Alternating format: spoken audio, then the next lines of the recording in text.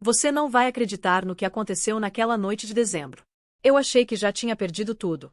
Mas então, PFFFT, a vida do meu filho se apagou e o meu casamento se revelou a maior farsa de todas. Sério, você nunca vai se recuperar disso, mas precisa saber a verdade. Aquele vento gelado de Nova York, ele parecia entrar pela alma. Eu estava ali, no nosso apartamento minúsculo em Manhattan, agarrada ao meu filho, o Eva. A respiração dele era só um sopro, um chiado frágil que fazia o pânico correr nas minhas veias como um choque elétrico. O oxímetro digital, ali na mesinha de cabeceira, piscava aqueles números cada vez mais baixos, e eu sentia o mundo girar. Tentei encostar minha bochecha na testa dele, e ela estava queimando. Quente demais, rápido demais. Evan, bebê, fica comigo. A mamãe tá aqui, tá? Minhas mãos tremiam, mas consegui pegar o celular e ligar para ele, de novo. Brad devia estar em casa. Ele prometeu. Sem reunião tardia, sem aquele copinho, sem desculpas, ele disse. Mas a ligação foi direto para a caixa postal. De novo. Brad, por favor. É o Eva. Ele não está respirando direito. Eu preciso de você. Atende essa porcaria. Minha voz falhou, engolida pelas paredes que já tinham testemunhado noites solitárias demais. De repente, uma tosse rasgou o peito do Eva, alta o suficiente para quebrar meu coração em 1000 pedaços. Disquei 190 com os dedos trêmulos, sussurrando orações que eu nem lembrava mais. Enquanto isso, a uns 2 quilômetros de distância, no luxo de uma suíte no Center Regis, o meu marido dormia como um anjo, totalmente alheio ao meu inferno. O quarto estava naquela luz dourada suave, com uma garrafa de uísque pela metade na mesa de mármore e um rastro de roupas caras jogadas pelo chão, indo direto para a cama king size. Enrolados em lençóis de primeira, estavam o Brad e a amante dele, a Sloan Marvick. Ela estava ali, aconchegada no ombro dele, como se aquele conforto roubado fosse dela por direito. A Sloan se mexeu quando o celular do Brad vibrou. Ela esticou o braço por cima dele, viu o meu nome na tela e sorriu. A chata tá ligando de novo, ela murmurou, virando o celular de cabeça para baixo para me silenciar. O Brad nem abriu os olhos. Ela se preocupa demais, ele resmungou. O moleque está sempre doente. Vai passar. E ele voltou a dormir. Completamente, totalmente inconsciente de que a vida que ele ajudou a criar estava escapando entre os meus dedos. De volta à ambulância, eu agarrava a mão do Evan com toda a força, enquanto os paramédicos trabalhavam ao meu redor. As sirenes berravam pelas ruas, as luzes cortando a noite de Nova York. Beijei os dedinhos dele. Por favor, meu amor, por favor, fica. Não me deixa. Mas quando chegamos no hospital, o meu mundo já estava de ponta cabeça. A equipe de emergência o levou às pressas para uma sala. Máquinas apitando. Vozes gritando. Uma enfermeira me guiou para trás enquanto minhas pernas cediam. Eu fiquei ali, paralisada, enquanto o monitor achatava, aquele toque monótono mais alto do que qualquer tempestade. Meu mundo explodiu em um único momento sem clemência. Quando Brad finalmente acordou, horas depois, espreguiçando-se naquele luxo silencioso, ele não tinha a menor ideia. A traição dele já tinha escrito o começo do fim. Porque, naquele mesmo instante, do outro lado da cidade, um SUV preto parou em frente ao hospital. Um homem alto saiu. Rosto austero, olhos de aço, uma presença que fez até os seguranças endireitarem a postura. O coronel Grant Alden havia retornado. E desta vez, ele não estava ali para consolar a filha. Ele estava ali para destruir o homem que deixou o neto dele morrer. E o Brad? O Brad não fazia ideia de que o pesadelo dele já tinha começado. As luzes fluorescentes do corredor do hospital projetavam sombras longas e exaustas. Eu estava encolhida em uma cadeira de plástico cinza, as mãos dormentes, os olhos ardendo depois de tantas horas de choro. O cobertorzinho do Eva estava no meu colo, ainda quente em alguns lugares onde eu o tinha apertado. Enfermeiras passavam, me lançando olhares de pena, mas ninguém se atrevia a falar. Todo mundo sabia que uma dor tão crua era território sagrado. Eu me sentia vazia, como se tivessem tirado tudo de dentro de mim, deixando apenas o ar. E o ar cheirava a antisséptico e a coração partido. Olhei para o meu reflexo na janela escura do corredor. Mal reconheci a mulher ali, cabelo embaraçado, rosto manchado de lágrimas, a pulseirinha de hospital ainda no meu pulso. De repente, um par de passos ecoou pelo corredor.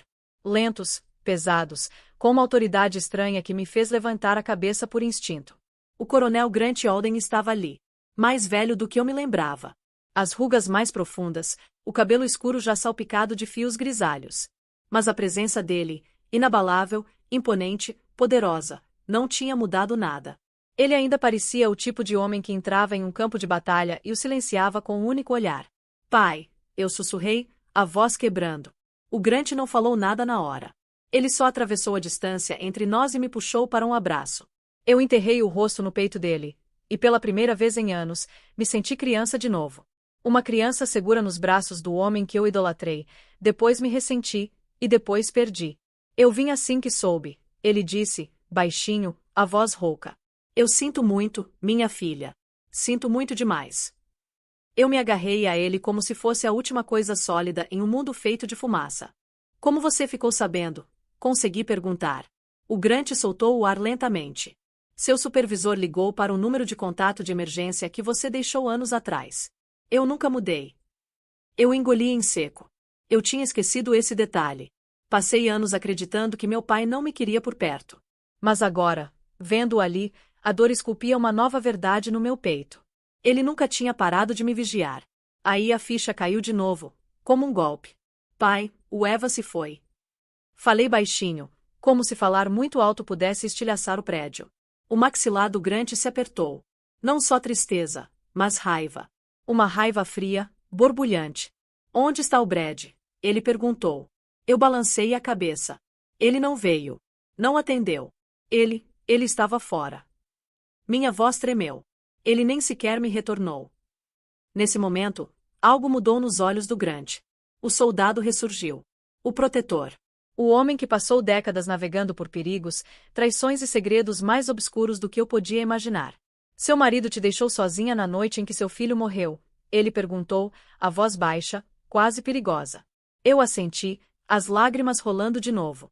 Ele não se importou, pai. Ele não se importou de jeito nenhum.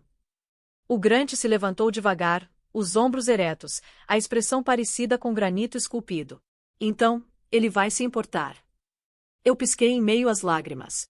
O que você quer dizer? Ele não respondeu, não diretamente.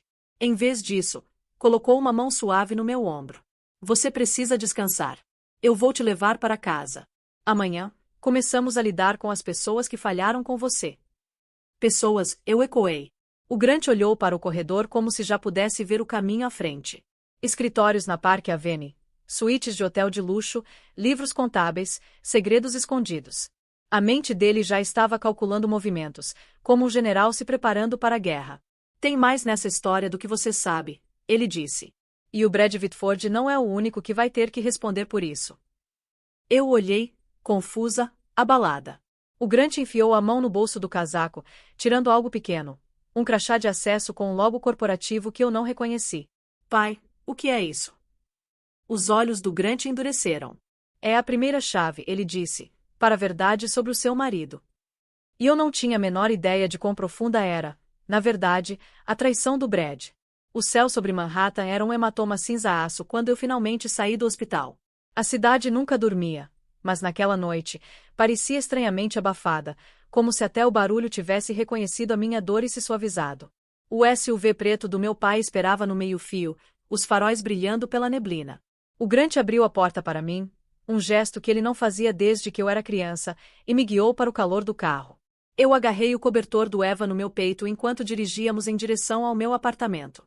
Cada poste de luz ficava borrado através do embaçado dos meus cílios. Nenhuma palavra foi dita, mas o silêncio com o meu pai era mais seguro do que qualquer conforto que o Brad tinha me dado em anos. Quando chegamos ao prédio, o Grant me ajudou a subir as escadas. O corredor cheirava a tinta velha e poeira. Eu tateei em busca das minhas chaves, minhas mãos tremiam tanto que as deixei cair. O Grant as pegou, destrancou a porta e parou, congelado. Lá dentro, as luzes do apartamento estavam acesas. Havia um cheiro fraco de colônia, forte, marcante, cara. Meu estômago se revirou. O Brad estava em casa. Ele estava na cozinha, bebendo água de garrafa, mexendo no celular como se fosse uma noite qualquer. O cabelo um pouco bagunçado, a camisa amarrotada, o maxilar áspero com a barba por fazer. A imagem de um homem que tinha dormido confortavelmente em algum lugar que não era o lar. Ele levantou o olhar preguiçosamente quando entramos. Ah, você está aí, ele disse, como se eu tivesse saído para fazer compras. Eu estava me perguntando onde você tinha se metido. Eu olhei para ele, incapaz de formular palavras. O Grant estava ao meu lado, a expressão ilegível, mas pesada com uma fúria contida. Os olhos do Brad se voltaram para o homem mais velho. E você? Ele acrescentou, levantando uma sobrancelha. Não sabia que estávamos recebendo visitas. Eu engoli em seco. Brad, o Eva, minha voz falhou, quebrando de novo. Ele não resistiu. Por um momento, nada na expressão do Brad mudou. Nem dor, nem choque, nem mesmo confusão. Ele simplesmente suspirou, como se eu tivesse dito que o metrô estava atrasado. Eu imaginei, ele disse. O garoto estava sempre doente. O Grant deu um passo à frente tão rápido que eu mal o vi se mover. Olha sua boca, ele rosnou, a voz baixa, vibrando com o tipo de ameaça que congela o sangue.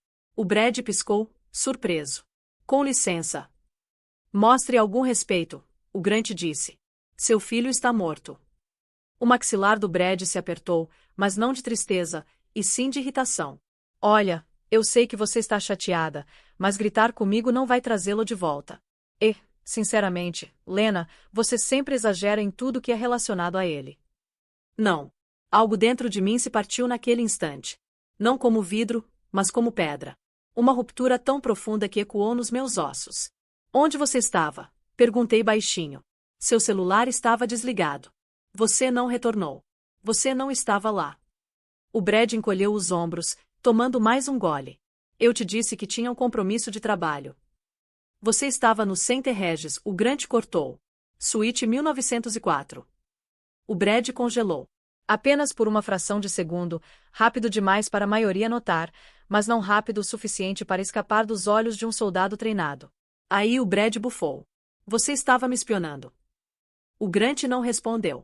Nem precisava, porque a verdade já tinha se revelado na reação do Brad. Eu olhei para o meu marido, meu peito apertando. Sussurrei. Você deixou nosso filho morrendo para ficar com ela. O Brad bateu a garrafa na bancada. Eu não vou fazer isso agora. Tive uma noite longa. A gente conversa amanhã, quando você estiver calma. Ele começou a andar em direção ao quarto. A voz do Grant trovejou pelo apartamento. Você não vai chegar ao amanhã. O Brad se virou devagar, a irritação se transformando em desconforto. O que diabos isso significa? O Grant enfiou a mão no casaco. Não para pegar uma arma, mas para pegar o crachá que ele tinha me mostrado na frente do hospital. O mesmo crachá que tinha aterrorizado homens muito mais perigosos do que o Brad.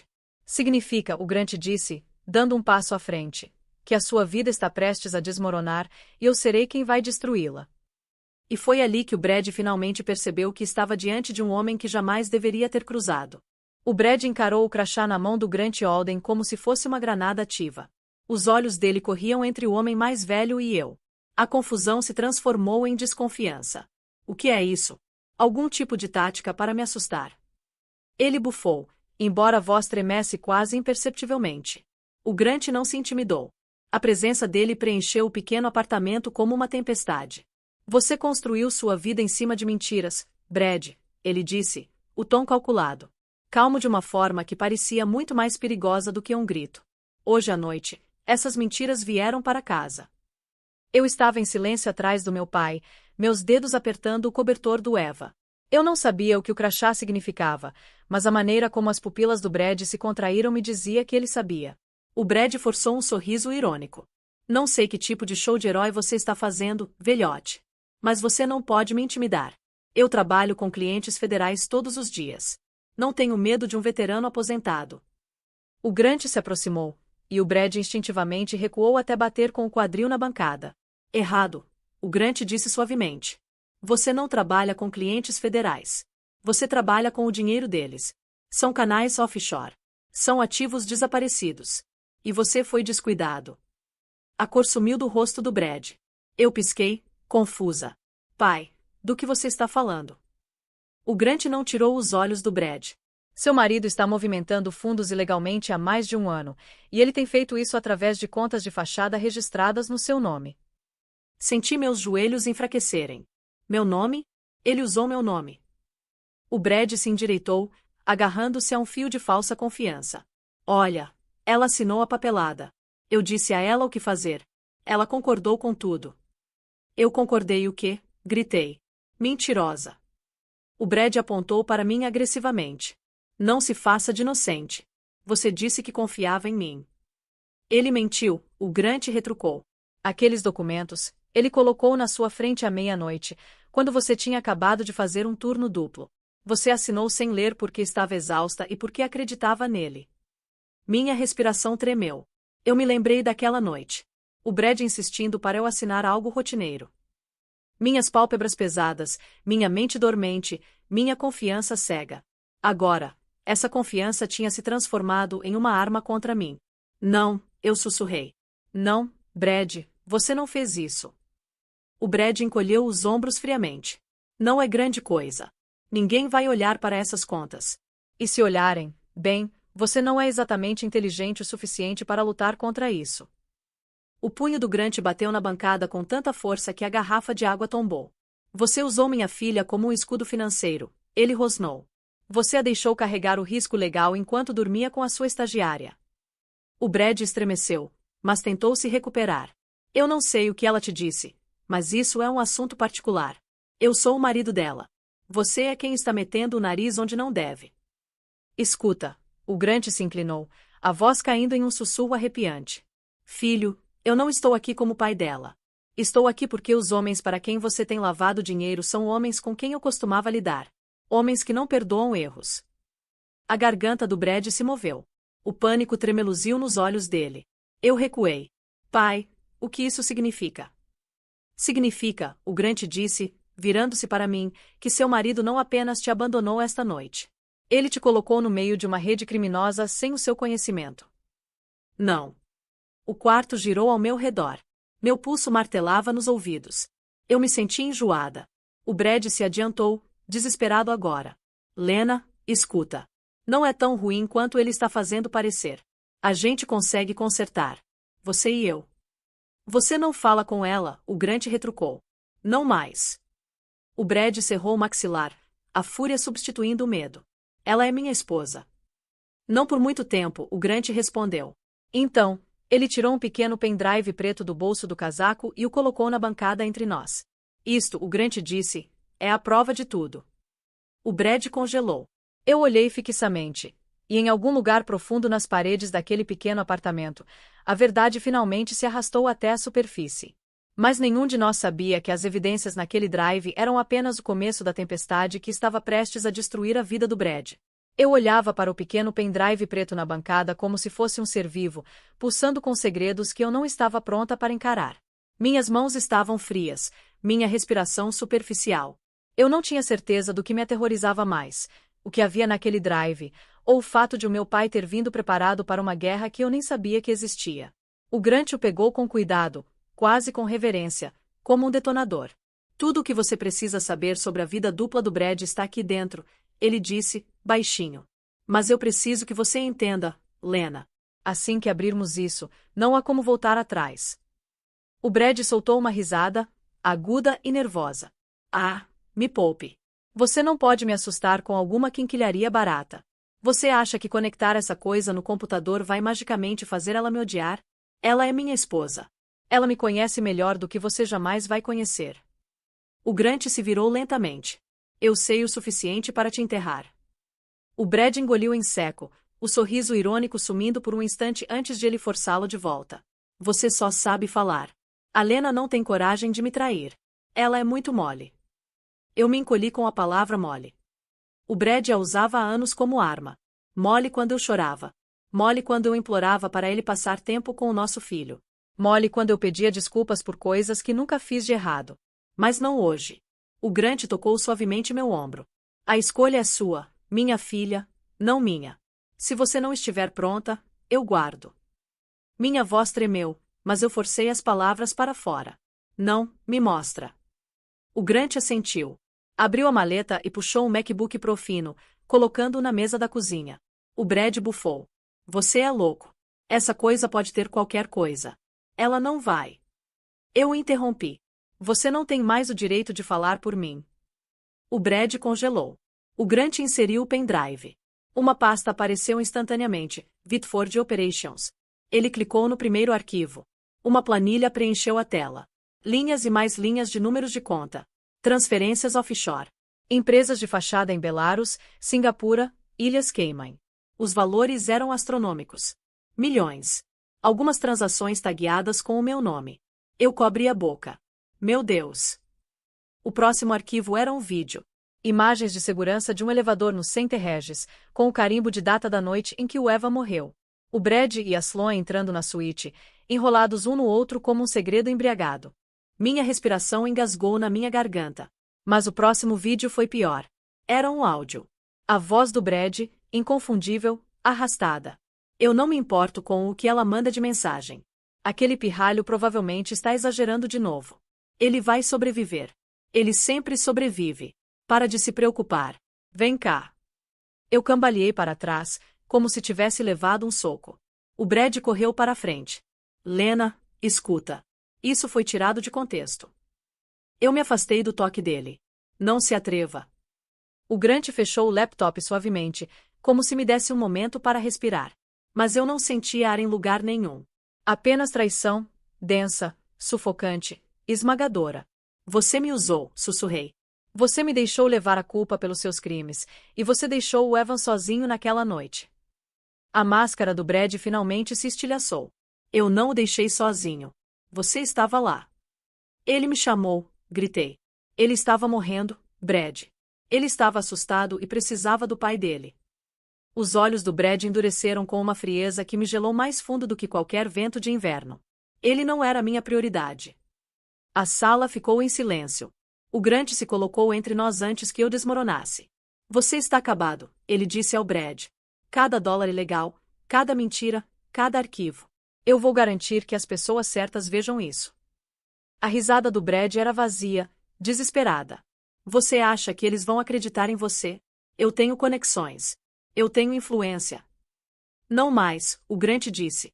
Então ele enfiou a mão no casaco de novo, desta vez tirando um segundo pendrive. Eu pisquei. Pai, o que é isso? O maxilar do Grant se apertou. Ele disse, é pior. E o Brad finalmente entendeu que o que ele tinha visto até agora não era nada comparado ao que estava por vir. O segundo pendrive estava sobre a mesa como uma arma carregada, o significado mais pesado do que o seu tamanho permitia. O Brad olhava fixamente, a confiança evaporando em tempo real. Ele engoliu em seco e tentou rir, mas o som saiu fino e quebrado. Isso é ridículo, ele murmurou. Você está blefando. Não há mais nada. O Grant não respondeu. Ele simplesmente abriu o MacBook de novo, inseriu o segundo drive e esperou. Uma nova pasta apareceu instantaneamente. Priority Files, Alden Security. Eu pisquei. Pai. Alden Security. Essa é a minha empresa. A que eu cofundei antes de você nascer, o Grant disse, calmamente. A Alden. Aquela contratada federal. A que trabalha com todo mundo. O Grant completou, a voz cortante. Agências, departamentos, parceiros estrangeiros. Nós construímos sistemas que rastreiam tudo, desde crimes cibernéticos até corrupção política. Ele virou o laptop para que o Brad pudesse ver a tela, um mapa de atividade financeira ligado a certas corporações e as pessoas conectadas a elas. Um suor frio irrompeu na testa do Brad. O primeiro arquivo abriu automaticamente. Um relatório de vigilância. Fotos do Brad entrando em vários restaurantes de luxo. Escritórios tarde da noite, clubes privados. Não com a Sloan, mas com um homem que eu nunca tinha visto. Alto, terno caro, o rosto meio escondido em cada foto. Eu franzi a testa. Quem é aquele? O maxilar do Brad travou. Ninguém. O Grant levantou uma sobrancelha. Ninguém? Interessante. Porque este ninguém é Viktor Kovalev. O Brad enrijeceu. O Grant continuou calmamente. Um bilionário com um império criminoso disfarçado de empresa de logística. Ele lava dinheiro através de pessoas como você. E você, ele apontou para o Brad, está 3 níveis abaixo na operação dele. Descartável, substituível. Eu cobri a boca, horrorizada. Brad, no que você se meteu? O Brad explodiu. Você acha que eu tive escolha? Ele retrucou. Você acha que o dinheiro cai do céu? A gente mora em Manhattan, Lena. Você queria escolas melhores, médicos melhores, um lugar maior. Como você achava que a gente estava pagando por isso? Eu nunca pedi nada disso, gritei. Tudo o que eu queria era você em casa com a gente, com o Eva. Bem, Querer não paga as contas, o Brad rebateu. O Grant bateu o laptop para fechar. Basta. O silêncio caiu sobre a sala como cinzas. O Grant se virou para mim, suavizando-se só para mim. Isso não é sua culpa, minha filha. Mas você precisa entender uma coisa. Viktor Kovalev não tolera erros. O Brad não apenas te traiu. Ele colocou você e o Eva em perigo muito antes de hoje à noite. Meus joelhos pareciam fracos. Perigo? Que tipo de perigo? O Grant hesitou, o que era raro para ele. O tipo de perigo que segue as pessoas. O tipo que observa do outro lado da rua. O tipo que não bate na porta. O Brad de repente agarrou meu braço. Escuta aqui. Seu pai não sabe o que está falando. O Kovalev não vai tocar na gente. Eu sou importante demais. O Grant o afastou de mim com um único movimento brusco. Se você fosse importante, Brad, ele não teria mandado alguém ao seu escritório hoje. O Brad congelou. Eu olhei para ele. Alguém foi ao seu escritório. O Brad deu um passo para trás, o pânico finalmente o dominando. Ele não respondeu. O Grant abriu o celular, tocando na tela. Em segundos, um clipe de vídeo apareceu. Imagens de segurança granuladas de um homem em um casaco escuro saindo de um elevador no andar do escritório do Brad. Alto, forte, um rosto como uma estátua. Ele caminhou direto para a porta do escritório do Brad. Eu olhei para o Brad, minha voz tremendo. Por que você não me contou? O peito do Brad subia e descia rapidamente. Por quê? Porque não era para acontecer. Eles não deveriam vir. O Grant pausou o vídeo. Seu tempo acabou. Ele disse friamente. Kovalev enviou um aviso. Da próxima vez, não será apenas uma visita. Senti meu pulso despencar nos ouvidos. O terror se misturou à traição até que eu mal conseguisse respirar. O Grant colocou uma mão gentil nas minhas costas. Minha filha, ele disse suavemente, nós precisamos sair deste apartamento agora. O Brad avançou.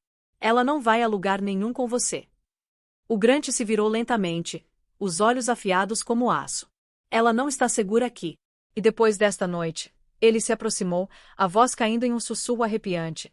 Nem você. E assim que o Grant disse isso, uma sombra se moveu do lado de fora da porta da frente. A sombra do lado de fora da porta se moveu uma segunda vez, lenta, deliberada, controlada demais para ser um vizinho passando. Minha respiração ficou presa no meu peito. O Brad tropeçou para trás, o pânico acendendo em seus olhos. O Grant se moveu instantaneamente, ficando na minha frente, como se tivesse ensaiado aquilo a vida inteira. Não façam som, ele sussurrou. O corredor ficou em silêncio. Até o zumbido do aquecedor antigo do prédio parecia ter parado. Um clique suave veio da maçaneta. Agarrei o braço do Grant. Pai, é. Sim, o Grant murmurou. Alguém está testando a fechadura. A voz do Brad falhou. A gente tem que ligar para a polícia. Eu lancei-lhe um olhar fulminante. Você não tem o direito de falar em pedir ajuda. Não depois de hoje. Mas o Grant balançou a cabeça. A polícia não vai chegar a tempo. E se chegasse, não pararia um homem como este. Outro clique. Mais forte desta vez. O Brad recuou até bater na bancada da cozinha. As mãos dele tremiam violentamente. Eles vieram por mim. O Grant não se virou, mas falou com os dentes cerrados. Eles estão aqui porque você falhou com o seu chefe e porque foi descuidado. Homens como Kovalev não gostam de descuido. Eu estava tremendo, mas a raiva começou a queimar através do meu medo. Você nos arrastou para isso. Eu, o Eva. Você usou meu nome, e agora tem alguém na minha porta. Um clique final ecoou pelo apartamento. A fechadura cedeu. O Grant agarrou meu pulso. Janela do quarto. Agora. A porta rangeu e se abriu lentamente. A dobradiça guinchou como um aviso. Uma silhueta alta entrou no apartamento. Ombros largos, botas pesadas, movendo-se com a confiança silenciosa de alguém que já invadiu casas antes, alguém que não se importava em esconder a presença. Meu coração martelava nos meus ouvidos. O Brad sussurrou. Ele vai me matar. O Grant sibilou. Anda. Ele me empurrou em direção ao quarto. Eu agarrei o cobertor do Evan como se fosse uma tábua de salvação, tropeçando nos meus próprios pés. O Brad disparou atrás de nós, ofegante. O Grant bateu a porta do quarto logo quando um passo pesado ecoou na sala de estar. O Grant trancou a porta, mas ela não aguentaria muito. Janela. Ele ordenou. Escada de incêndio. Eu a abri com um empurrão. O ar gélido da noite cortou o quarto. 6 andares abaixo. O beco estava engolido pela escuridão. Vai, o Grant apressou. Eu subi, agarrando o corrimão de metal. Minhas mãos tremiam tanto que eu quase errei o próximo degrau. O Brad hesitou. Eu não consigo. O Grant o agarrou pela gola e o empurrou pela janela. Você consegue se quiser viver. Dentro do apartamento, um barulho alto ecoou. A porta do quarto tremeu violentamente. O homem havia chegado. O Grant subiu por último, fechando a janela atrás dele, mas deixando-a destrancada. Ele se virou para mim. A gente desce, ele disse. Mantenha a cabeça baixa. Descemos rapidamente, o metal chacoalhando a cada movimento. A neve tinha começado a cair, flocos finos à deriva como cinzas. Eu não sentia o frio. Mal sentia minhas mãos. Eu só ouvia o estrondo dos passos quando o homem alcançou o quarto. O Brad choramingou. A gente é alvo fácil. O que a gente faz? A gente vai para o carro, o Grant disse. Eu estacionei no beco. Chegamos ao segundo andar quando a janela do quarto acima de nós de repente voou para abrir. Uma figura escura se inclinou, examinando a escada de incêndio. Minha respiração parou. Ele nos viu. O homem gritou, a voz profunda o suficiente para agitar o ar. O Grant agarrou minha mão. Se move. O homem balançou a perna para fora da janela, pisando na escada de incêndio. O metal gemeu sob o peso dele. Ele estava descendo rápido. O Brad gritou e quase escorregou em um degrau escorregadio. O Grant o segurou pelo casaco e o empurrou para a frente. Corre! O Grant rugiu. Mas eu hesitei por uma fração de segundo, tempo suficiente para ver o rosto do homem claramente sob o brilho da luz da rua.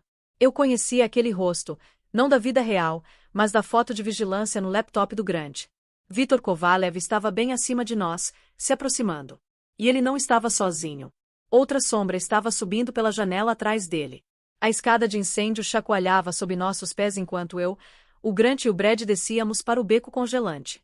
Flocos de neve pairavam sobre a passagem estreita, capturando o brilho fraco das lâmpadas da rua. As barras de metal estavam escorregadias com gelo, e o vento amargo cortava minhas bochechas como facas. Eu agarrava o cobertor do Evan com uma mão, segurando o corrimão com a outra. Acima de nós, botas pesadas batiam na escada de incêndio. O executor estava descendo rápido, rápido demais. A respiração dele saía em nuvens nítidas, e o metal tremia violentamente a cada passo.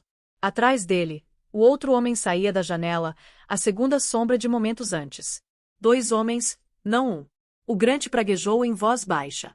Eles mandaram uma equipe. O Brad ofegava. Por quê? Porque mandariam 2. Porque você deve mais do que nos contou, o Grant retrucou. Continue andando.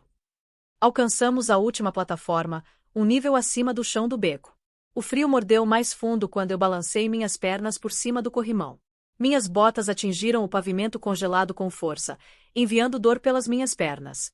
Eu quase caí, mas o Grant me segurou antes que eu desmoronasse. O Brad desceu em seguida, aterrissando de forma desajeitada e quase torcendo o tornozelo. O Grant pulou por último, aterrissando com um controle surpreendente para a idade dele. Mas eu mal tive um segundo para respirar antes de ouvir o metal guinchando acima. O primeiro executor tinha chegado ao fim da escada de incêndio. Ele estava a apenas segundos de distância.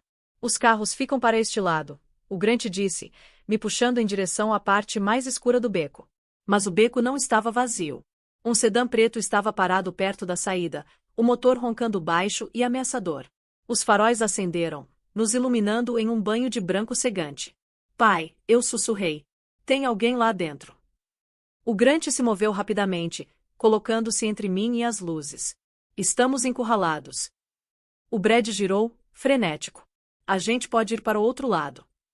Não, o Grant disse. É um beco sem saída. O sedã se abriu devagar. Um homem saiu. Não o executor, nem a segunda sombra. Este homem usava um casaco sob medida, um cachecol cuidadosamente amarrado e o cabelo penteado para trás com precisão. A expressão dele era perturbadoramente calma. Meu estômago despencou. Quem é aquele? Sussurrei. A voz do Grant endureceu. O coordenador do Kovalev. Ele é quem cobra as dívidas. O Brad cambaleou para trás até bater na parede de tijolos. Não. Não. Isso não pode estar acontecendo. Você deveria ter pensado nisso antes de roubar deles, o Grant disse. Eu não roubei, o Brad chorou. Eu só usei algumas das transferências para cobrir as perdas do portfólio. Eu ia consertar. Quieto, o Grant retrucou. Eles estão aqui porque você não vale mais a pena ser protegido. O executor finalmente alcançou o chão atrás de nós. Ele e o coordenador trocaram um aceno silencioso. Eles nos tinham encurralados. Eu me apertei contra a parede, meu pulso batendo tão alto que mal conseguia ouvir o vento. Eu podia sentir meu pai apertando o casaco. Pronto, preparado, calculando. O coordenador deu um passo à frente. Senhor Whitford, ele disse calmamente, como se cumprimentasse um conhecido em um jantar de negócios. Você tem algo que nos pertence. O Brad tremia tanto que os dentes batiam. Por favor, eu posso pagar de volta. Sim, o homem disse, a voz como gelo. Você pode, mas o prazo mudou. O Grant mudou sutilmente, a postura se alargando. Eu reconheci a postura. Meu pai não estava apenas parado. Ele estava se preparando. O executor enfiou a mão no casaco. O Grant enfiou a mão no casaco ao mesmo tempo. Tudo desacelerou. Pai, eu sussurrei, minha voz mal um suspiro. Não. Mas o Grant não olhou para mim. O olhar dele estava fixo nos dois homens se aproximando. Fique atrás de mim, minha filha. O executor tirou algo. Não uma arma. Um bastão tático preto e pesado. O Grant também tirou algo. Um dispositivo compacto e elegante com luzes piscantes que eu nunca tinha visto. Os olhos do coordenador se estreitaram. O que é isso? Ele exigiu. A voz do Grant estava calma, firme, mortal. Um aviso. Ele apertou um botão. Um pulso de luz azul surgiu pelo beco. E de repente, todas as luzes do quarteirão inteiro se apagaram. Por um momento sem fôlego, Manhattan desapareceu. O quarteirão inteiro caiu na escuridão. Postes de luz, letreiros de prédios, janelas de apartamentos. Tudo sumiu em um único suspiro elétrico. O beco frio foi engolido pela sombra, quebrado apenas pelo chiado suave da neve caindo. Meu pulso martelava nos meus ouvidos. Pai, o que você fez? O Grant não respondeu. Nem precisava. O dispositivo compacto na mão dele piscava fracamente, emitindo minúsculos pulsos de luz azul. Não era uma arma. Era um bloqueador, de nível militar, ilegal para civis sequer possuírem. O Brad encostou as costas na parede, ofegante. Você é louco. Eles vão nos matar. O Grant o ignorou. Os olhos dele permaneceram fixos nas silhuetas no beco. Duas sombras que tinham parado. No segundo em que a energia acabou, o executor tentou acender uma lanterna, mas ela estalou e morreu instantaneamente. Bloqueador, ele sibilou. Portátil, o Grant sorriu suavemente. Bom. Você é inteligente o suficiente para entender o que isso significa. Isso significa que você acabou de escalar a situação, o coordenador avisou. Significa que seus brinquedos não funcionam mais, o Grant corrigiu. E seus rastreadores também não. Pela primeira vez, a incerteza cintilou no rosto do coordenador. No apagão, o Grant pegou meu braço, me puxando para perto. A gente se move agora. Fique abaixada. Siga meus passos exatamente. Meu corpo inteiro tremia, mas eu assenti. Eu confiava nele. Depois de perder o Eva, confiança parecia um conceito estrangeiro, mas com o meu pai, vinha mais fácil do que respirar. O Grant nos puxou para fora do beco escuro. A neve cobria o chão, abafando o som dos nossos passos. O coordenador e o executor ainda estavam cambaleando com o apagão, suas lanternas inúteis. A vantagem era nossa, por enquanto. Meu carro está na segunda avenida, o Grant sussurrou. A gente vai pelo meio dos quarteirões. Eles vão esperar a gente nas esquinas. O Brad estava atrás de mim, o pânico transformando em um peso morto. Eu não consigo correr. Minha perna. Cala a boca, Brad, eu sibilei. Pela primeira vez, eu não senti pena dele, apenas nojo. O Grant ignorou o drama. O Kovalev não vai ligar para a polícia. Isso é pessoal. Ele quer a prova de volta e você, Brad. Nós temos o que ele quer. O pendrive, eu percebi. O Grant assentiu. Os dois. O primeiro tem as transações ilegais. O segundo tem a minha análise dos contatos dele. Eles precisam desesperadamente que a gente não entregue isso. Mas a gente tem que entregar, eu disse. Para me tirar dessa bagunça. Para consertar o que ele fez. O Grant parou por um segundo, olhando para o quarteirão em silêncio. Não é tão simples. Se você for para a polícia com isso, você vai ser indiciada como cúmplice. O Brad garantiu isso. Meu coração afundou. Cúmplice. Meu nome. As lágrimas voltaram, mas desta vez eram de fúria pura. Então o que eu faço? O Grant me puxou para um beco lateral. Você não vai para a polícia. Você vai sumir. Comigo. Sumir. Vitor Kovalev é grande, mas a Odin Security é maior em algumas áreas, ele disse. Eu sei como proteger você. Nossos sistemas têm uma rede de segurança que eu criei há décadas. Ele olhou para o Brad. Você, por outro lado, vai servir de isca. O Brad engasgou. O quê? Você vai me entregar? Não, eu vou te dar uma chance, o Grant disse, seus olhos frios. Eu tenho uma casa de segurança fora da cidade. É um buraco de rato, mas tem proteção. Você vai para lá. Se você ficar quieto, você pode sobreviver. E se eu não for? Eles te pegam, o Grant disse. Simples. E o coordenador não parece o tipo que te dá um aperto de mão e diz, foi mal, ponto. De repente, um carro freou forte na rua principal, vindo da direção oposta do apagão. Eles estavam cercando. A gente tem que se separar, o Grant disse. Ele tirou a mão do meu braço, e eu me senti estranhamente exposta. Eu não vou te deixar. Você não vai, ele prometeu. Ele tirou um pequeno mapa de papel e uma chave do casaco. Aqui. Este é um carro que eu deixei para emergências no aeroporto. A chave está aqui. E este é o caminho para um refúgio da minha rede. Fica nas montanhas, é seguro. Você vai para lá sozinha. Por que eu tenho que ir sozinha? Porque eles vão me seguir, ele disse, sorrindo pela primeira vez na noite, um sorriso sombrio. Eles querem os pendrives e o homem que os roubou. Eu vou dar a eles uma caçada que eles não vão esquecer. Ele se virou para o Brad. Você vem comigo. Vamos pegar o meu carro. Eles vão presumir que a Lena está com a gente. O Brad parecia prestes a vomitar, mas sabia que não tinha escolha. O Grant apertou minha mão. Você não vai nos trair, vai, Brad. O Brad balançou a cabeça freneticamente. Não. Eu só quero que isso acabe. Acabou, o Grant disse, frio. Mas não do jeito que você queria. Ele se virou para mim uma última vez. Lena, eu preciso que você me prometa uma coisa. Você só vai confiar em mim e nos contatos que eu te der. Não volte para Manhattan. Não use cartões de crédito. Desapareça. Eu assenti. O cobertor do Evan estava esmagado no meu peito. Aquele ato de traição tinha custado a vida do meu filho, e agora ia custar a minha liberdade. Eu prometo, eu disse, minha voz carregada de uma nova e fria determinação. Bom. O Grant e o Brad se viraram e correram para a rua, sumindo no meio da escuridão do apagão. Eu esperei um minuto inteiro, ouvindo os carros e os gritos ao longe. Eu estava sozinha, no meio de Nova York, fugindo de criminosos internacionais e da verdade sobre o meu próprio marido. Eu olhei para o mapa, a chave na minha mão. Era hora de sumir. Eu não estava mais mole. O luto e a fúria tinham me transformado em algo mais duro. Algo que o Brad e o Kovalev nunca esperariam. Eu comecei a correr na direção oposta. Eu não estava apenas fugindo. Eu estava me preparando para voltar. E quando eu voltasse, eu não estaria sozinha. Eu teria a verdade ao meu lado, e meu pai me ensinou uma coisa. A verdade era a única arma que poderia derrubar um império de mentiras. Então, é isso.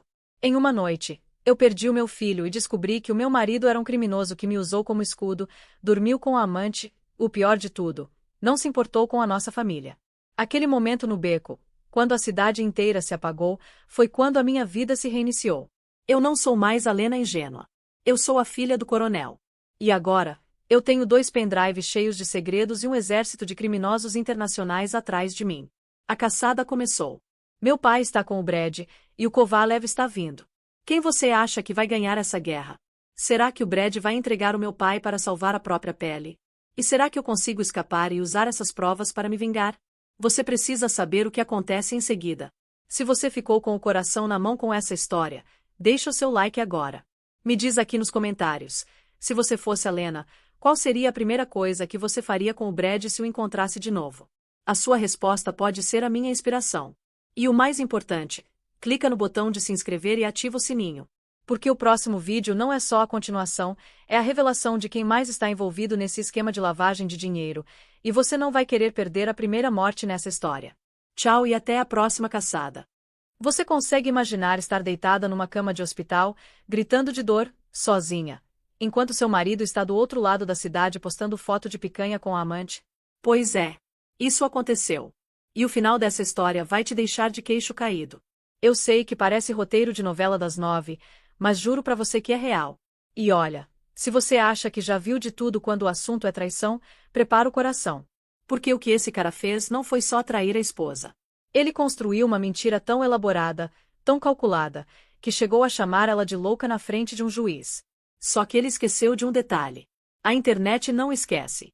E uma juíza que já viu de tudo, essa aí não perdoa. Deixa eu te apresentar os personagens dessa história. De um lado, a gente tem a Helena. Uma mulher de 32 anos, designer gráfica, o tipo de pessoa que faz tudo parecer fácil. Sabe aquela amiga que lembra do aniversário de todo mundo, que organiza os jantares perfeitos, que transforma qualquer casa em lar. Era ela.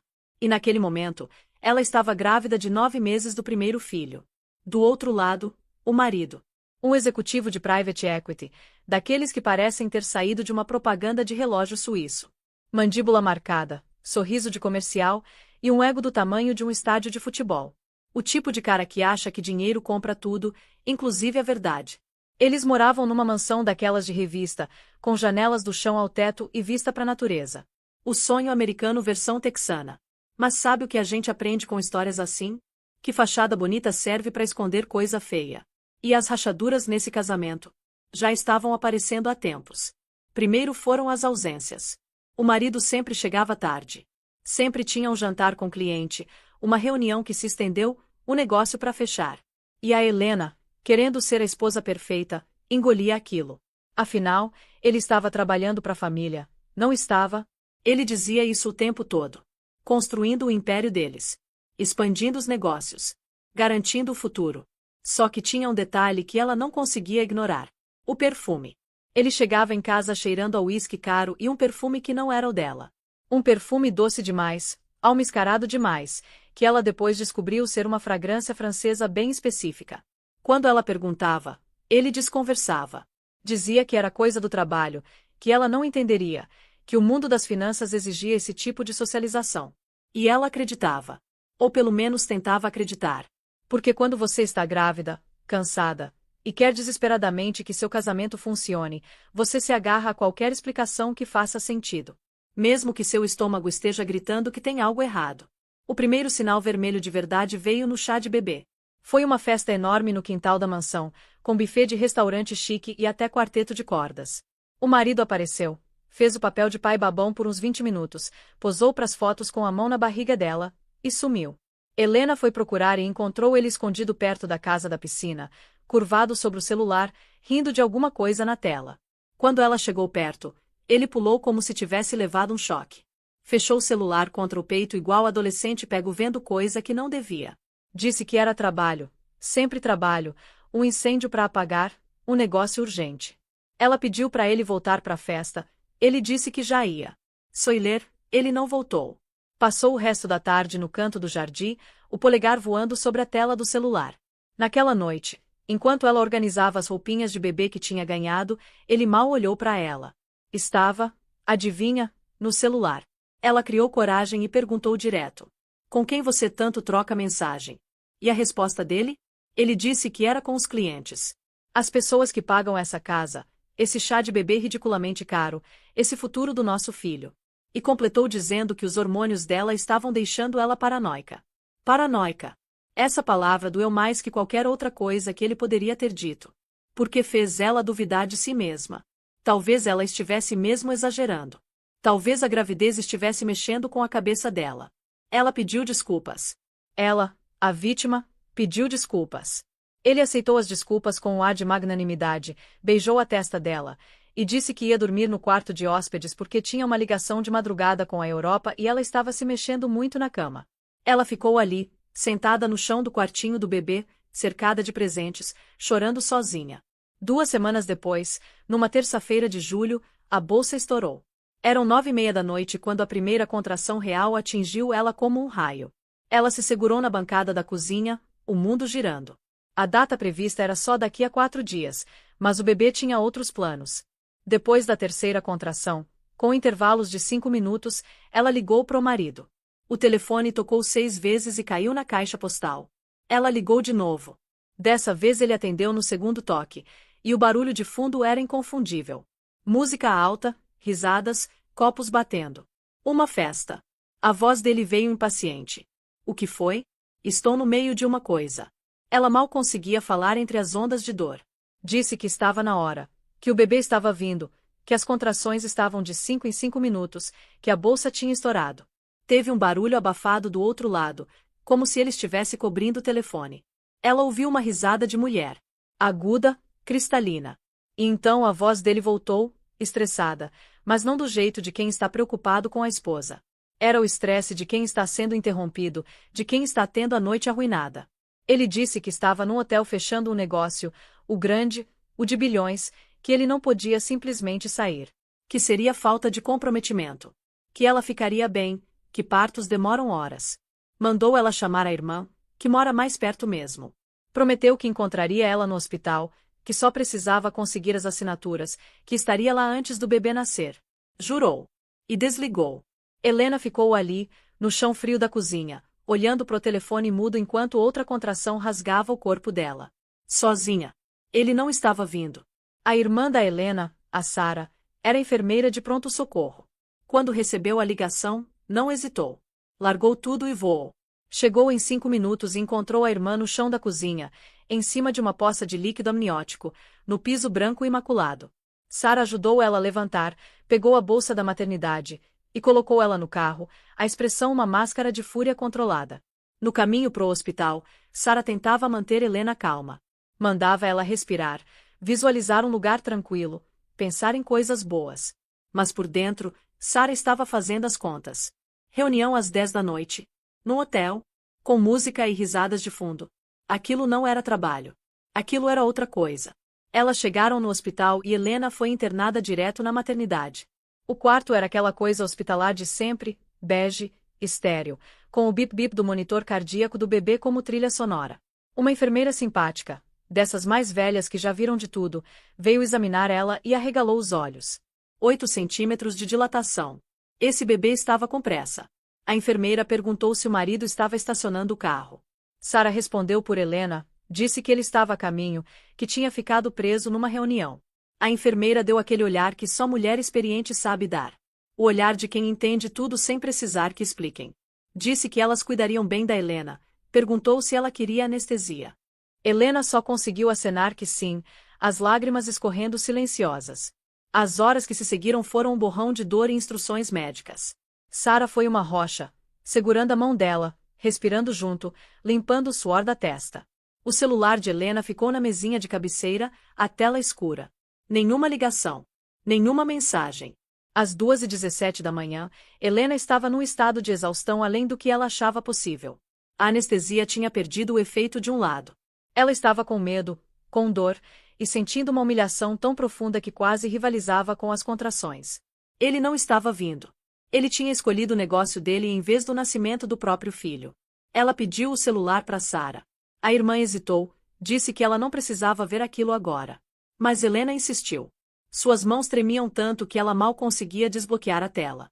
Ela não foi para os textos dele, sabia que estariam vazios. Ela foi pro Instagram. O perfil dele estava quieto. Foto profissional, análises de mercado, nada de novo. Mas ele não era a única pessoa que ela seguia. O polegar dela rolou a tela no automático. E então ela viu. Não era um post dele. Era um story de uma mulher chamada Chloe, uma corretora de imóveis de luxo que tinha aparecido cada vez mais nas conversas do marido. Essencial pro negócio novo, ele dizia. Uma profissional brilhante. O story era um vídeo sem som. 2 taças de champanhe brindando. A câmera virou das taças pro homem do outro lado da mesa. O rosto estava cortado, mas o pulso estava visível. E naquele pulso, brilhando sob a luz baixa e sedutora do bar, estava o relógio. O relógio que Helena tinha dado de presente de aniversário de casamento. Inconfundível. A localização marcada era clara como água. Um clube privado exclusivo. Não o hotel que ele tinha mencionado. Não um escritório. Um clube de membros, daqueles que você precisa de convite para entrar. Helena sentiu o ar sumir dos pulmões. Clicou no próximo story. Era uma selfie. A tal Chloe fazendo biquinho para a câmera, toda de vermelho, o braço dela apoiado no ombro de um homem. O homem era o marido de Helena. Ele estava sorrindo, a gravata solta, os 2 primeiros botões da camisa abertos. Parecia bêbado, feliz e completamente despreocupado. A legenda, em letras cursivas brancas, queimou na retina de Helena, fechando negócios e comemorando noites com meu único e verdadeiro. E tinha marcado a conta profissional dele. Um som saiu da garganta de Helena. Não foi um grito de parto. Foi um uivo de traição. Sara correu para ela. Tentou pegar o celular, mas Helena já estava navegando. Clicou na marcação, foi pro perfil dele, e lá estava. Um post novo, de 30 minutos atrás. Não era uma foto da esposa. Não era uma menção ao filho que estava nascendo. Era uma foto de um bife imenso, brilhando de manteiga, com batatas fritas trufadas do lado. A legenda dizia: às vezes você só precisa comer bem. Abençoado. Trabalhe duro, aproveite mais. Ele estava comendo picanha. Helena sussurrou as palavras, soando insana até para si mesma. Ele está comendo picanha. Sara viu a foto. A enfermeira entrou correndo porque os monitores começaram a apitar. O bebê estava em sofrimento. O corpo de Helena estava reagindo ao choque. O quarto encheu de médicos. O mundo se estreitou até um único ponto de agonia. E às 5h17 da manhã, quando a primeira luz cinzenta do amanhecer apareceu no céu, o bebê nasceu. Um menino. 3,2 kg. Cabelo escuro e cheio, os olhos da mãe. Gritando sua chegada no mundo que o pai tinha escolhido ignorar. Quando colocaram o bebê no peito de Helena, a raiva e a traição sumiram por um momento. Foram substituídas por uma onda de amor protetor tão feroz que tirou o fôlego dela. Ele estava ali. Ele era real. Ele era dela. Sara estava chorando, cortando o cordão com a mão tremendo. Disse que ele era perfeito, que Helena tinha sido incrível. Helena só soluçava, segurando o filho, o mundo dela reduzido àquela criaturinha perfeita. As enfermeiras limparam os dois, e por volta das 7 da manhã elas foram transferidas para um quarto particular de recuperação. Sara finalmente foi buscar um café, deixando Helena sozinha com o recém-nascido. Ela estava exausta, dolorida e entorpecida. Às 8h02, a porta do quarto se abriu. O marido entrou como se nada tivesse acontecido. Ainda estava com o terno da noite anterior, agora amassado, a camisa para fora da calça.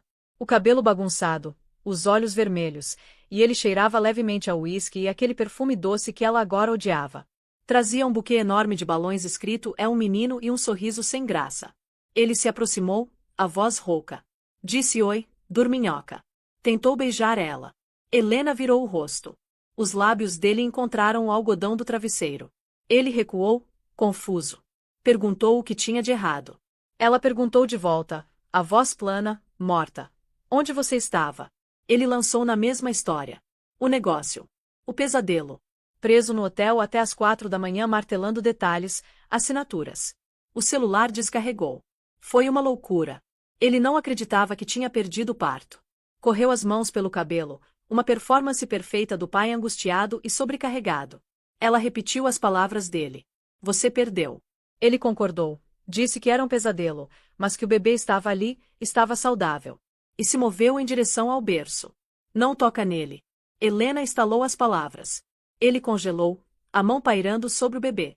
Perguntou do que ela estava falando, disse que ela não estava fazendo sentido, que devia estar exausta. Os hormônios. Ela o cortou. Mandou ele não ousar falar em hormônios. Pegou o celular da mesinha. As mãos estavam firmes agora. Abriu o Instagram e virou a tela para ele ver.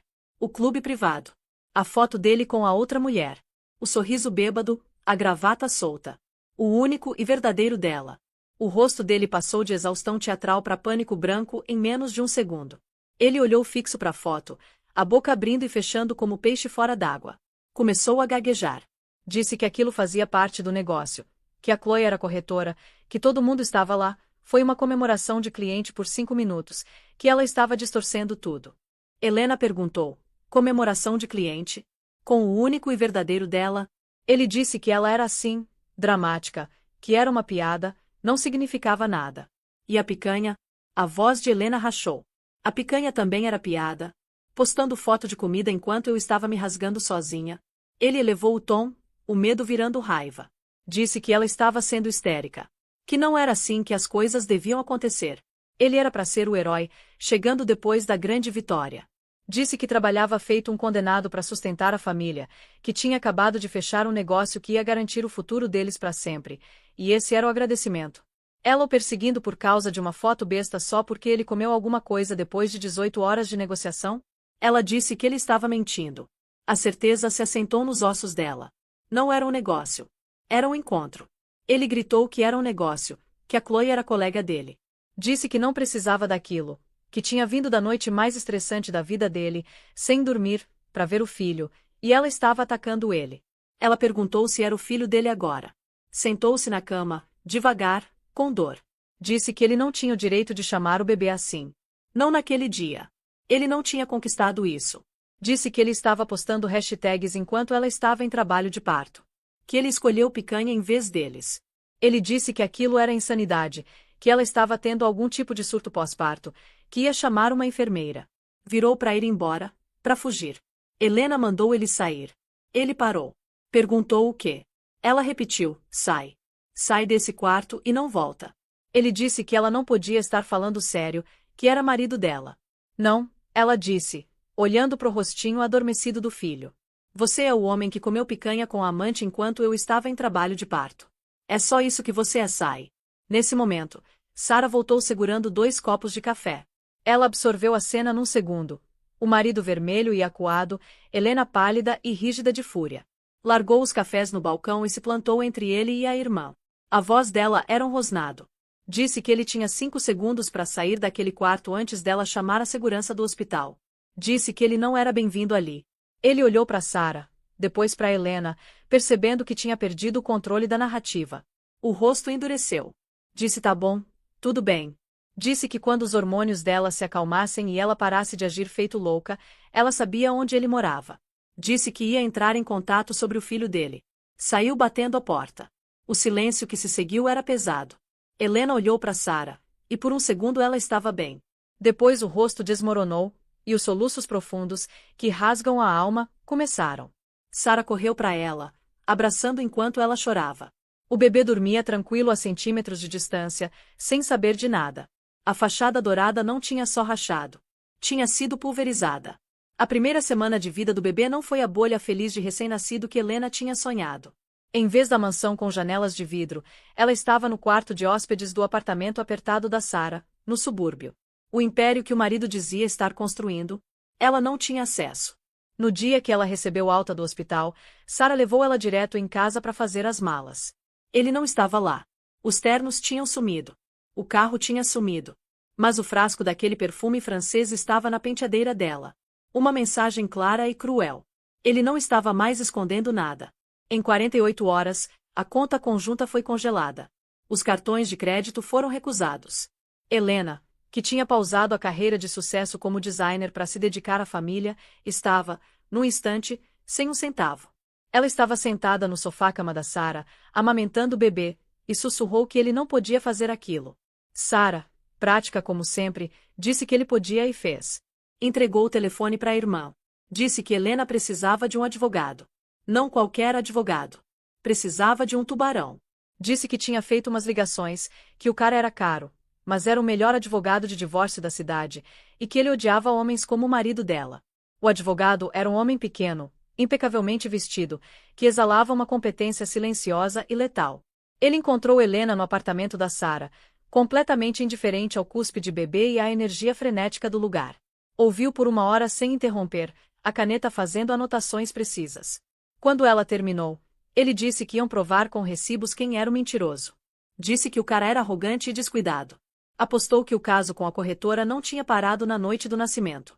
Disse que ele ia ficar confortável, e quando ficasse, eles iam estar observando. A audiência de emergência foi uma experiência brutal e humilhante. O marido apareceu com um advogado de escritório caro, daqueles de centro financeiro. O advogado dele argumentou que o marido estava profundamente preocupado com o estado mental de Helena, e que dar grandes quantias de dinheiro a ela poderia alimentar um comportamento errático. A juíza, uma mulher mais velha e direta, claramente não engoliu tudo, mas concedeu a Helena um suporte temporário mínimo. Mal dava para viver. O marido também tinha alegado uma queda repentina e catastrófica nos negócios. O advogado de Helena disse na saída que ele estava escondendo dinheiro, que já estava movendo ativos. E que aquela legenda de trabalho duro, aproveite mais ia morder ele no traseiro. Pelos 2 meses seguintes, Helena viveu em estado de cerco. Ela e o bebê se mudaram para um apartamento mobiliado pequeno. Os dias eram um borrão de mamadas, arrotos e choro, dela e do bebê. As noites eram dedicadas a investigar. Enquanto a equipe do advogado investigava as finanças, Helena investigava o mundo social. O marido, depois do post inicial de pai sofredor, tinha ficado quieto. Mas a Chloe não. O Instagram dela era um santuário de riqueza vulgar e ostensiva. Jantares em restaurantes japoneses caríssimos, compras em lojas de grife, e cada vez mais frequentemente, fotos do marido de Helena. Ele não era marcado, mas estava lá. A nuca dele numa festa de Fórmula 1, o relógio característico na mesa de um almoço de negócios. E então veio o post que fez Helena vomitar. Era uma foto da Chloe num parque. Ela estava segurando a mão de uma menininha, a filha de um relacionamento anterior. Ajoelhado na frente delas, sorrindo, estava o marido de Helena. Ele estava dando um ursinho de pelúcia gigante para a criança. A legenda dizia: encontrando família em lugares inesperados. Tão grata pelos homens que assumem a responsabilidade. Ele estava assumindo responsabilidade. Helena cuspiu as palavras. Ele nem tinha visto o próprio filho desde o hospital. Tinha entrado com moção atrás de moção para adiar as visitas, alegando que ela era instável. E enquanto isso, estava bancando o papai para a filha de outra. O advogado, calmo como sempre, disse pelo telefone que tudo era munição. Cada post, cada recibo. Mandou deixar ele construir a própria forca. A investigadora particular que o advogado contratou era uma ex-especialista em perícia digital. Uma mulher que considerava a arrogância de homens como aquele um insulto pessoal. Ela disse para Helena, deslizando uma pasta de papel pardo pela mesa de reuniões do escritório do advogado, que homens assim acham que são gênios. Acham que baixar um aplicativo de criptografia os torna invisíveis. Mas são preguiçosos, são arrogantes, e sempre esquecem de desconectar a amante do plano familiar do iCloud. Helena olhou para o advogado, confusa. Ele juntou as pontas dos dedos. Explicou que o marido tinha configurado um telefone novo para ela quando ela engravidou, colocou no plano familiar dele. Nunca removeu ela.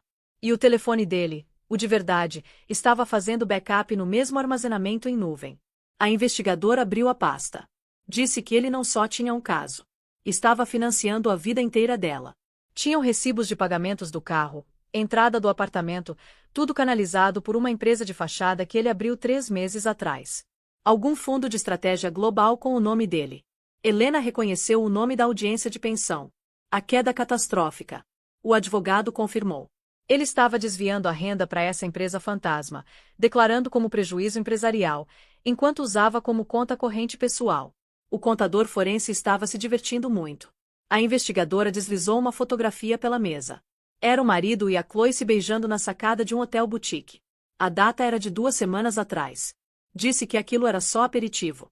Bateu num grosso maço de papéis impressos e disse que aquilo era o prato principal.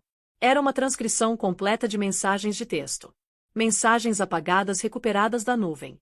Mensagens entre o marido de Helena e a amante dele. As mãos de Helena tremiam enquanto ela lia.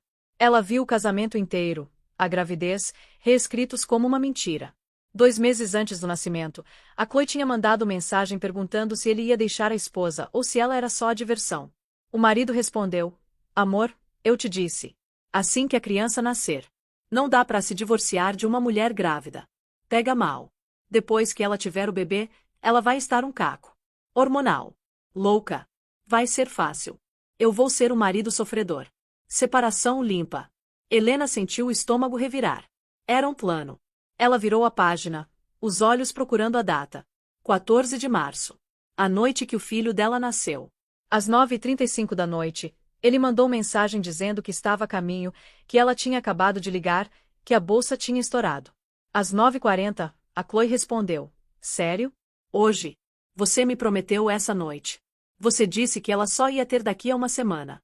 Ele respondeu: eu sei, eu sei. Disse para ela chamar a irmã. Ela tá bem. Demora horas. Ainda vou. Não fica brava. Tô saindo do hotel agora, indo te encontrar. Ela respondeu: é bom mesmo. A reserva no clube é às 10. Se você me deixar na mão. Ele disse: não sonharia com isso. Esse negócio tá fechado. Hora de comemorar.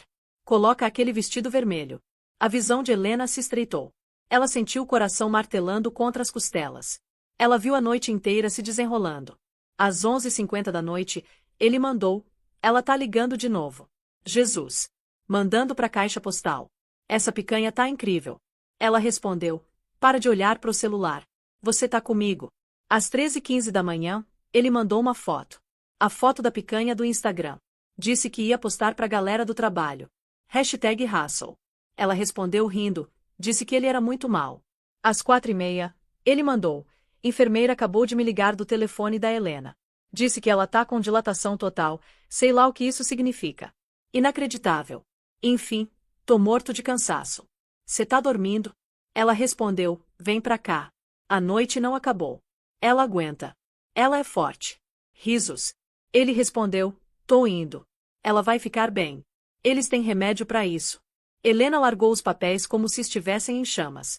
Correu pro banheiro da sala de conferências e vomitou violentamente. Lavou o rosto com água fria, arquejos sacudindo o corpo. O advogado e a investigadora estavam esperando. Os rostos deles eram sombrios. O advogado disse baixinho que ele não só perdeu o nascimento. Ele ativamente, conscientemente e alegremente escolheu não estar lá. Ele discutiu sobre isso. Ele fez piada sobre isso. E depois construiu uma narrativa de mentiras para pintar ela como a vilã. Helena voltou para a mesa. A náusea tinha ido embora, substituída por uma raiva gelada que ela nunca soube que possuía. Ela olhou pro advogado. Disse que não queria só o divórcio. Queria destruir ele. Queria que ele usasse cada palavra. Queria tomar tudo, a empresa, a reputação, tudo. Queria que ele ficasse só com aquelas fotos de picanha. O advogado se permitiu um sorriso fino. Disse que era exatamente isso que iam fazer. O depoimento dele era na semana seguinte. O advogado do marido tinha entrado com uma moção para avaliar a saúde mental dela. Ele achava que era hora de mostrar as cartas. Mas o advogado de Helena tinha um plano diferente. Ele não ia mostrar nada no depoimento. Ia guardar. Ia deixar o marido mentir sob juramento na frente de uma juíza. Explicou que o cara era narcisista. Não conseguia evitar mentir. Ele acredita na própria narrativa. Eles iam deixar ele construir o castelo de mentiras no tribunal, e depois iam derrubar com ele dentro. O fórum era frio, moderno e intimidador. A audiência de divórcio e custódia estava marcada para 3 dias de julgamento. Helena entrou, ladeada pelo advogado, se sentindo pequena mas rígida. Do outro lado do corredor estava o marido, parecendo todo marido injustiçado. Terno azul marinho sóbrio, rosto com linhas de preocupação ensaiadas. Ao lado dele, o advogado carão, embaralhando uma montanha de papéis. A Chloe não estava em lugar nenhum. O primeiro dia foi uma performance. O advogado do marido chamou a mãe dele, que chorou no banco das testemunhas, chamando Helena de garota problemática e dizendo que ela nunca pareceu estável. Chamou um colega do marido, que testemunhou que ele era o homem mais focado em família que conhecia e que tinha ficado devastado com a partida repentina de Helena. Então o marido subiu ao banco. Ele foi uma testemunha fenomenal.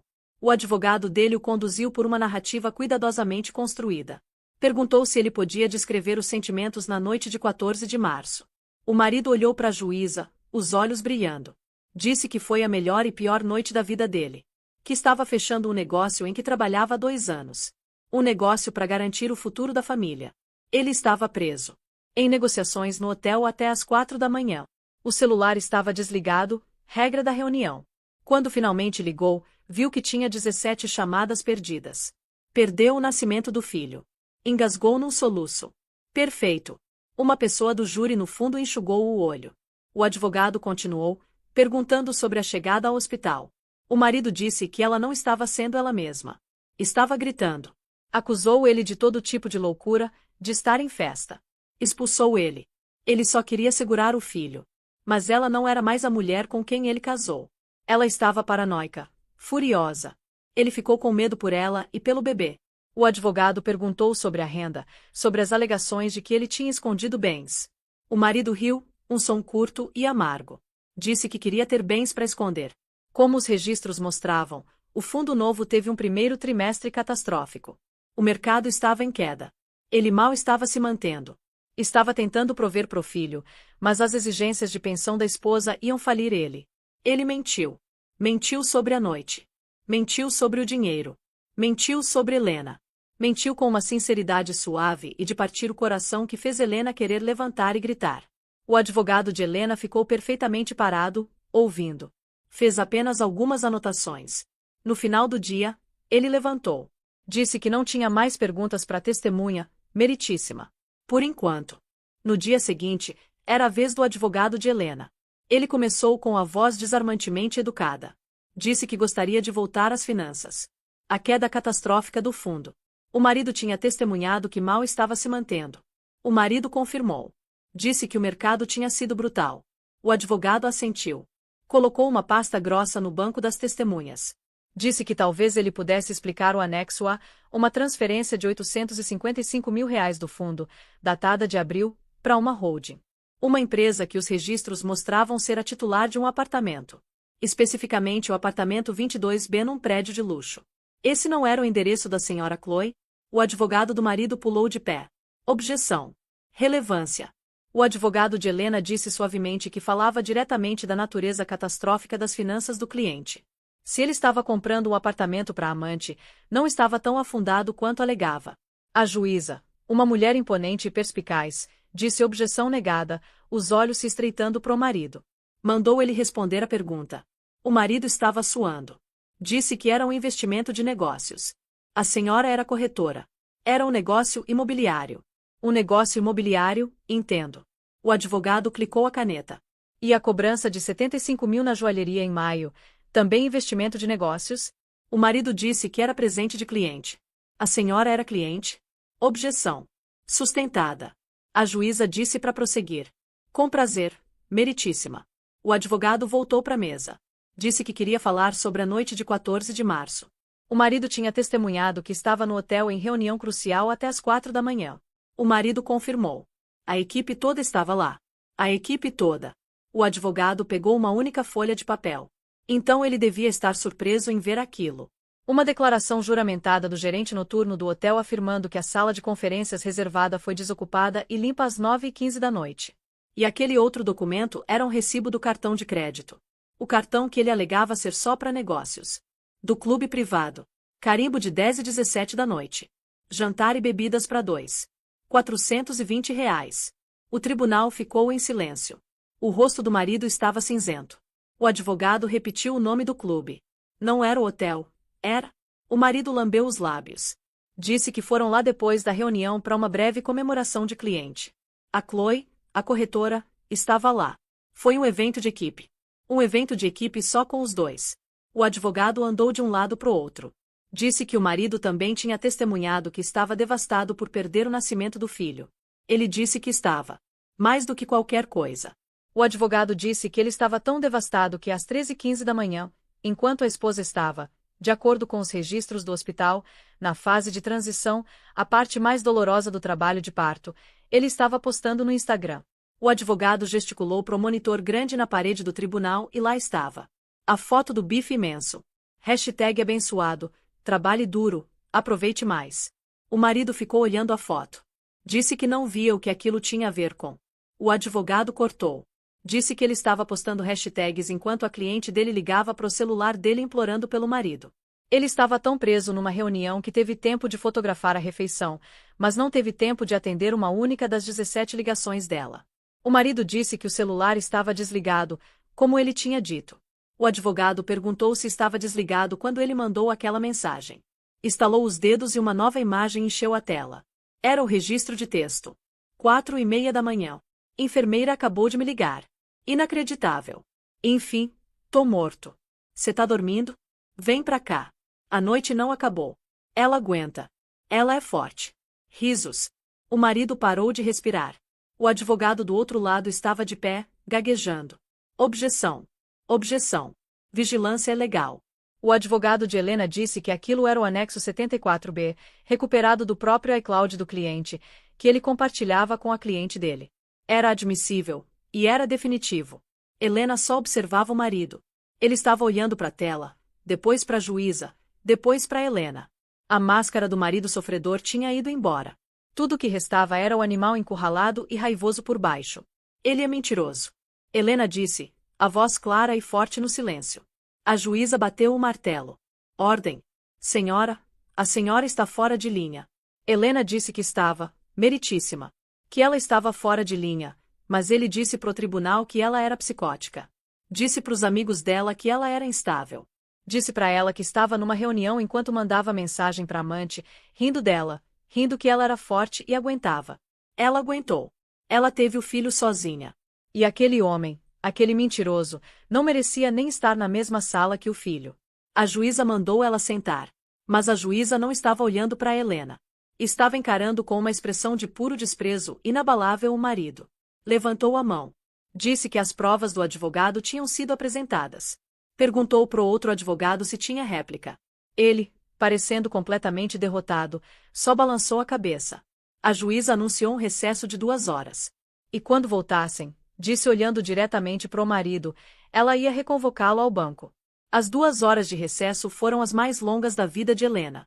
Ela ficou sentada numa sala estéril de testemunhas com Sara e o advogado, vibrando de adrenalina. Perguntou o que acontecia agora. O advogado disse que agora a juíza tinha lido o arquivo inteiro. Os textos, os extratos bancários, os posts de Instagram. Ela não era mais só uma juíza. Era uma mulher que tinha visto a verdade crua.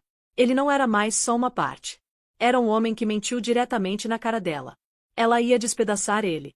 Quando voltaram pro tribunal, a atmosfera tinha mudado. O júri tinha sido dispensado. Era julgamento direto pela juíza. O rosto dela era granito.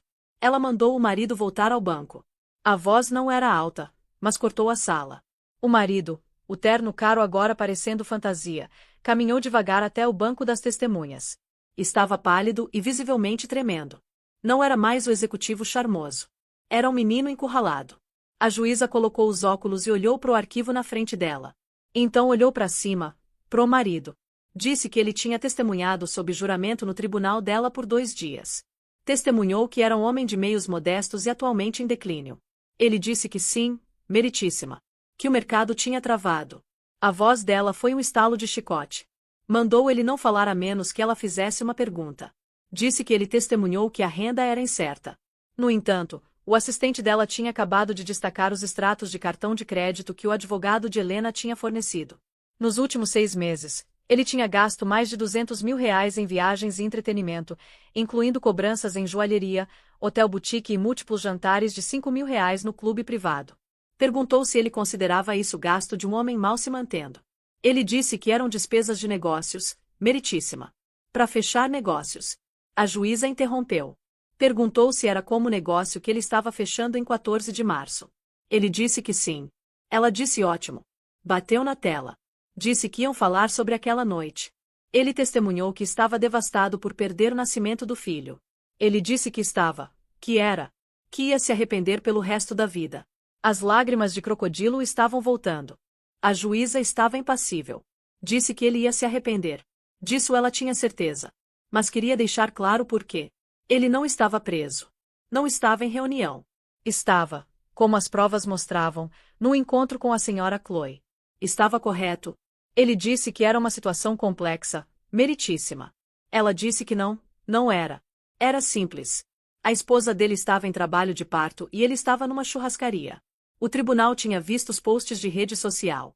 Os que ele postou, os que ela postou. A juíza se inclinou para frente. A voz era baixa e cheia de uma fúria fria e controlada que era muito mais aterrorizante que qualquer grito. Ela disse que era juíza de vara de família. Tinha visto o pior da humanidade. Tinha visto vício. Tinha visto violência. Tinha visto doença mental.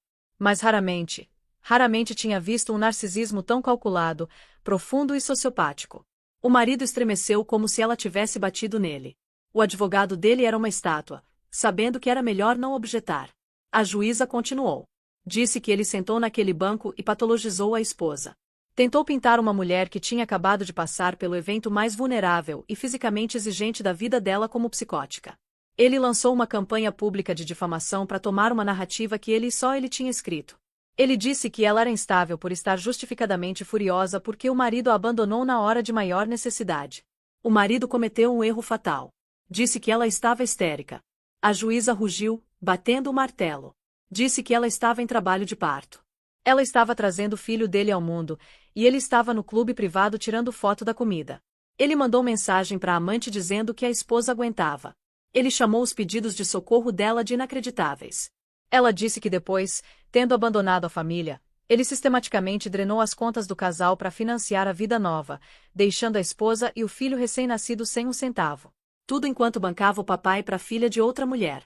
E depois ele teve a audácia de entrar no tribunal dela, fazer um juramento a Deus e mentir na cara dela. Mentiu sobre o dinheiro. Mentiu sobre o caso. Mentiu sobre a esposa. Mentiu sobre o nascimento do filho. Ela levantou, olhando para ele de cima do banco. Disse que aquele era o julgamento do tribunal. Helena estava recebendo o divórcio com base em adultério. Helena recebia guarda física e legal exclusiva do filho. Olhando direto para o marido, a juíza disse que ele teria 4 horas de visitação supervisionada por mês numa instalação aprovada pelo Estado, pendente dos resultados de uma avaliação psicológica completa e de transtorno de personalidade narcisista, que ele pagaria. A boca dele se abriu. Supervisionada? Ele disse que era o pai. A juíza estalou que ele era o progenitor biológico. Paternidade era um papel que ele tinha mostrado zero capacidade de preencher.